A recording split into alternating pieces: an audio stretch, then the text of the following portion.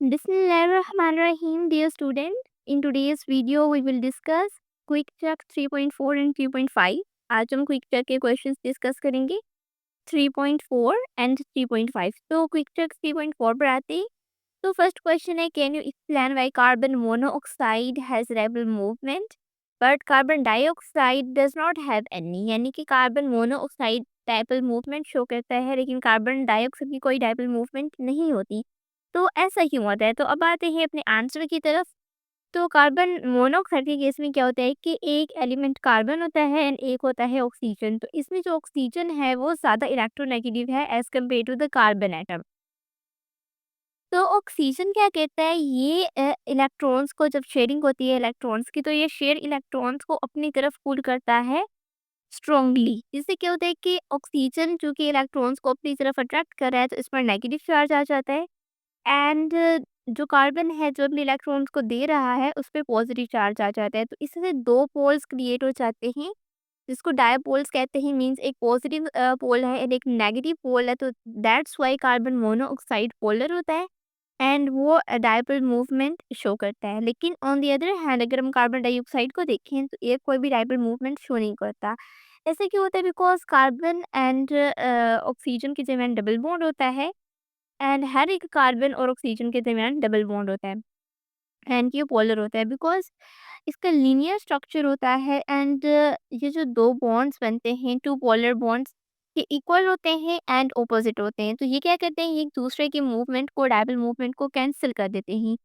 So their dipole movement cancel each other out because इसका linear structure है, तो ये एक दूसरे की डायपोल मूवमेंट को कैंसिल कर देते हैं। तो that's why carbon dioxide non polar होता है एंड ये डायपोल मूवमेंट शो नहीं करता। नेक्स्ट क्वेश्चन की तरफ आते हैं। सो नेक्स्ट क्वेश्चन है कि do you think individual carbon tetrachloride are polar? यानी कि जो इंडिविजुअल मॉलिक्यूल है कार्बन टेट्राक्लोराइड के वो पोलर है and explain in the term of electronegativity difference. What about polarity of overall carbon tetrachloride molecule? अब आते हैं आंसर की तरफ। एक मॉलिक्यूल है कार्बन टेट्राक्लोराइड का।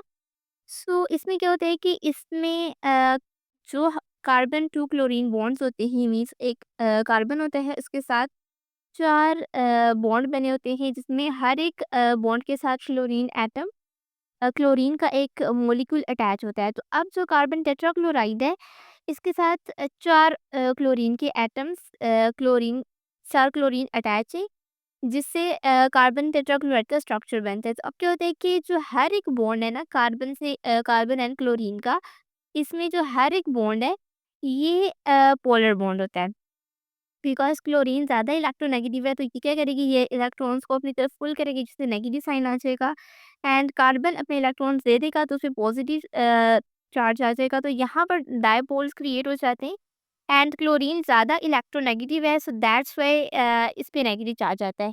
तो यहाँ पर एक डायपोल क्रिएट हो जाता है। तो यहाँ पर जो इलेक्ट्रॉन पेयर है ना वो पुल होता है towards the chlorine and each bond a dipole.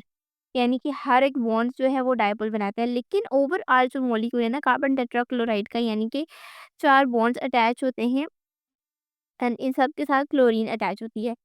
तो जो मॉलिक्यूल है ना इसकी टेट्राहेड्रल शेप होती है एंड सिमेट्रिकल होता है and are the four dipoles क्या करते हैं, ये एक दूसरे के इफेक्ट को कैंसिल करते हैं जिससे जो ओवरऑल डायपोल मूवमेंट होती है ना वो ज़ीरो हो जाती है। सो इंडिविजुअल जो बॉन्ड्स होते हैं ना, हर एक बॉन्ड ये पोलर होता है, इसमें दो डायपोल्स होते हैं। लेकिन जो ओवरऑल मॉलिक्यूल है ना कार्बन टेट्राक्लोराइड का, ये नॉन पोलर होता है। So overall molecule non polar है, इसकी टेट्राहेड्रल शेप है एंड जो इंडिविजुअल बॉन्ड्स है ना कार्बन टू क्लोरीन, चारों बॉन्ड्स जो हैं कार्बन टू क्लोरीन, वो क्या करते हैं, ये जो बॉन्ड है ये पोलर होते हैं। अब आते हैं अगले क्वेश्चन पे। सो नेक्स्ट क्वेश्चन है are the following molecules are polar and non polar? हमें बस जस्ट बताना है कि ये जो मॉलिक्यूल्स हैं ये पोलर हैं या नॉन पोलर हैं, इनका रीज़न बताना है।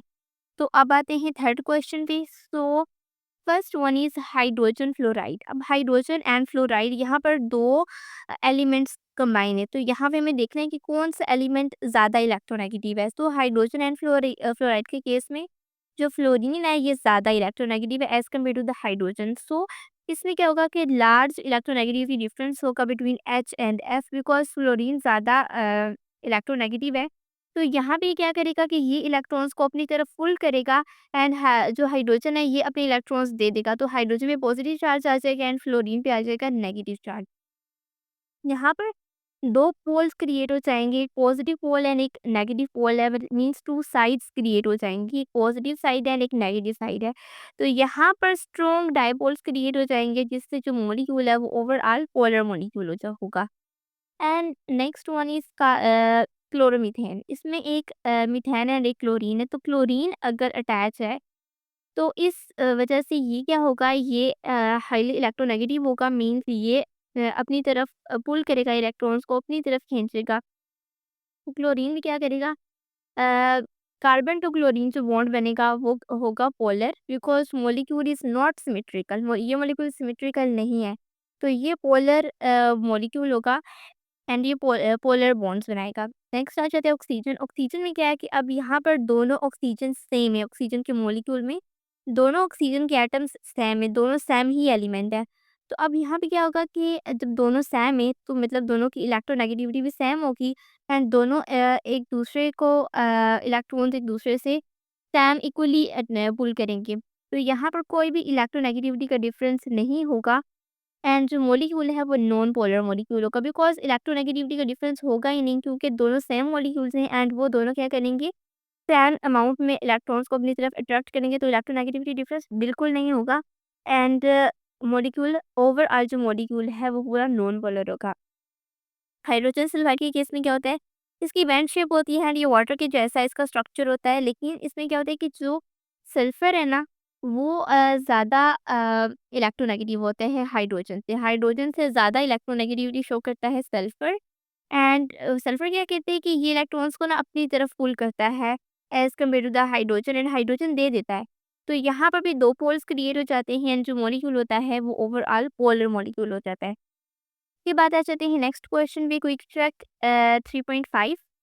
सो यहाँ पे क्वेश्चन है कि जो हाइड्रोजन आयोडाइड है ये एक strong is a strong acid. जो हाइड्रोजन आयोडाइड है ये strong acid and strong reducing agent है, जबकि हाइड्रोजन फ्लोराइड क्या है, ये एक वीक एसिड है। जिसको एक्सप्लेन करें तो आते हैं अपने आंसर की तरफ। सो हाइड्रोजन आयोडाइड क्या है, ये एक स्ट्रॉन्ग एसिड है एंड ये ज़्यादा बेटर रिड्यूसिंग एजेंट है देन हाइड्रोजन फ्लोराइड। अब होता क्या है कि जो हाइड्रोजन एंड आयोडीन है ना, इनके दरमियान जो बॉन्ड बनता है ना वो बॉन्ड लॉन्गर होता है एंड वीक होता है बिकॉज ऑफ आयोडीन जो है ना ये लार्ज साइज में होता है एंड ये इजीली ब्रेक डाउन हो जाता है एंड एच पॉजिटिव इजीली निकल गया। जब एच पॉजिटिव निकल जाता है तो mean this is a acid. So hydrogen iodide एक स्ट्रॉन्ग एसिड है। हाइड्रोजन आयोडाइड स्ट्रॉन्ग एसिड है एंड स्ट्रॉन्ग रिड्यूसिंग एजेंट है देन हाइड्रोजन फ्लोराइड बिकॉज इसका रीजन है कि bond strength and size of halogen. मतलब यहाँ पर मैंने एक सेक्टर साइज का डिस्कस किया कि आयोडीन साइज में बड़ा है, लार्ज है, तो ये ब्रेक डाउन ईजिली हो जाते हैं। एच पॉजिटिव आयन यानी प्रोटॉन ईजिली रिलीज हो जाता है। तो एच आई हाइड्रोजन आयोडाइड एक स्ट्रॉन्ग रिड्यूसिंग एजेंट है। तो जो आयोडाइड आयन बचता है ना, आयोडाइड आयन ये क्या करता है, ये भी लार्ज होता है एंड इजीली ऑक्सीडाइज हो जाता है। रिड्यूसिंग एजेंट वो होता है जो कि दूसरे जो साथ में इसका सब्सटेंस है ना उसको ऑक्सीडाइज कर देता है लेकिन खुद रिड्यूस हो जाता है। सो यहाँ पे जो आयोडाइड है ये इजीली ऑक्सीडाइज हो जाएगा and hydrogen iodide act as a good reducing agent. On the other hand अगर हम हाइड्रोजन फ्लोराइड की बात करें तो यहाँ पे हाइड्रोजन टू फ्लोरीन जो बॉन्ड होता है ये बहुत स्ट्रॉन्ग होता है, लेकिन हाइड्रोजन टू आयोडीन जो बॉन्ड था वो वीक था। तो ऑपोजिट फैक्टर्स आगे due to the high electronegativity. अब फ्लोरीन के केस में होगा इलेक्ट्रोनेगेटिविटी हाई होगी, जो कि आयोडीन के केस में फ्लोरीन जितनी नहीं थी।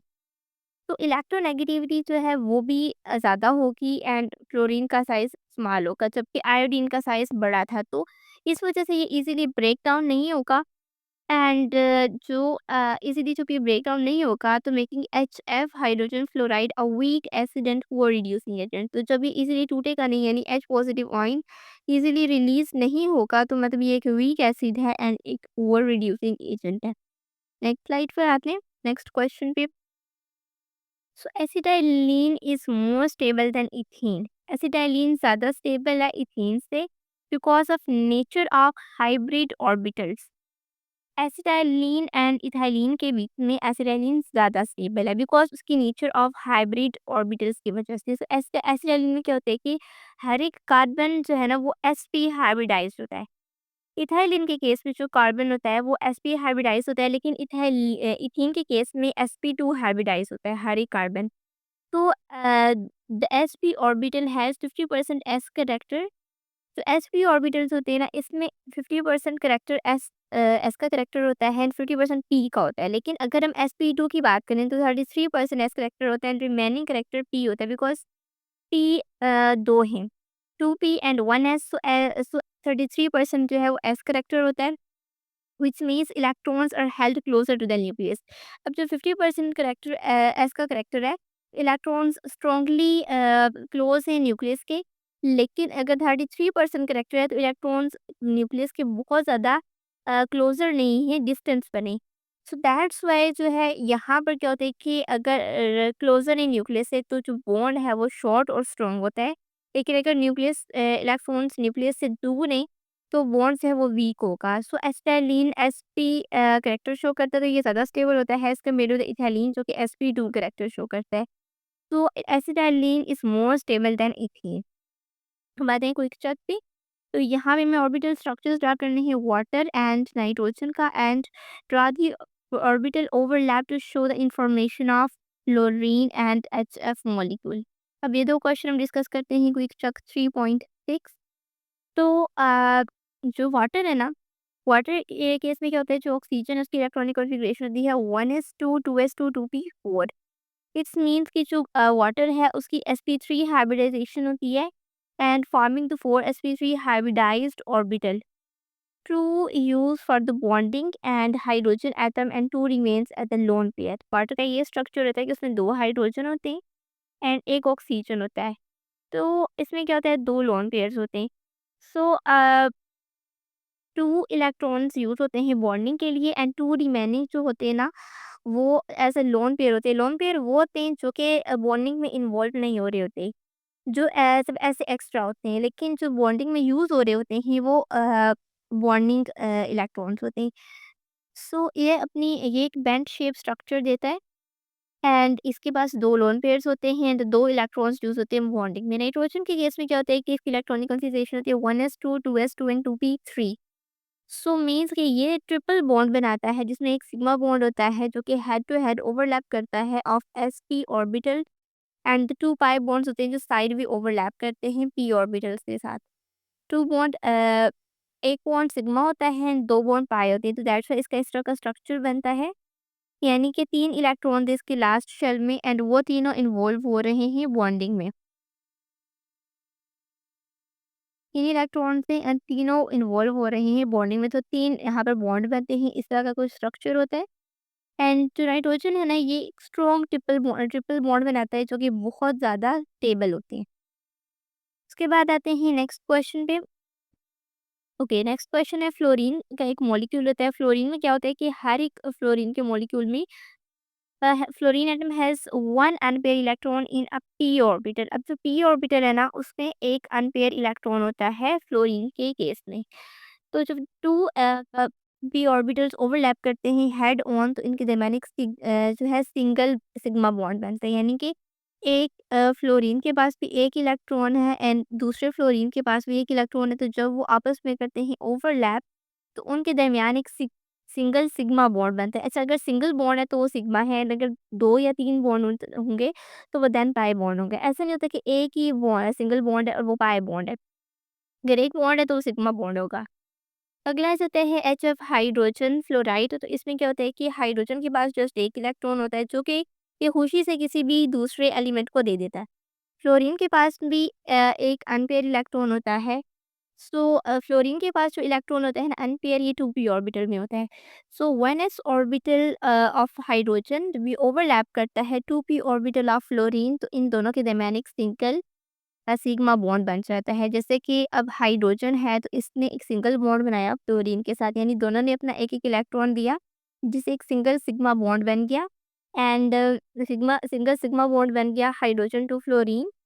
सो because of large electronegativity difference जो बॉन्ड होता है ये पोलर होता है, बिकॉज हाइड्रोजन ने दे दिया है इस पर पॉजिटिव चार्ज आ जाएगा, एंड फ्लोरीन जो है वो ज़्यादा स्ट्रांगली अपनी तरफ अट्रैक्ट कर रहा है, तो उस पर नेगेटिव चार्ज आ जाएगा। तो मतलब दो पोल्स बन गए हैं, दो साइड्स बन गई हैं, एंड ये जो बॉन्ड है ओवरऑल ये पोलर है। तो स्टूडेंट्स यहीं तक था आज का लेक्चर। मिलते हैं नेक्स्ट वीडियो में, एंड उसमें हम क्विक चेक 3.7 एडिट डिस्कस करेंगे। एंड कोई भी क्यूरी हो लेक्चर रिलेटेड, कोई भी टॉपिक समझ ना आ रहा हो तो आप कमेंट्स में बता सकते हैं। एंड अगर आप चैनल पर नए हैं तो चैनल को सब्सक्राइब कर दें, वीडियो को लाइक करें, बेल आइकन प्रेस करें, कमेंट्स करें। मिलते हैं नेक्स्ट वीडियो में, तब तक के लिए अल्लाह हाफिज़।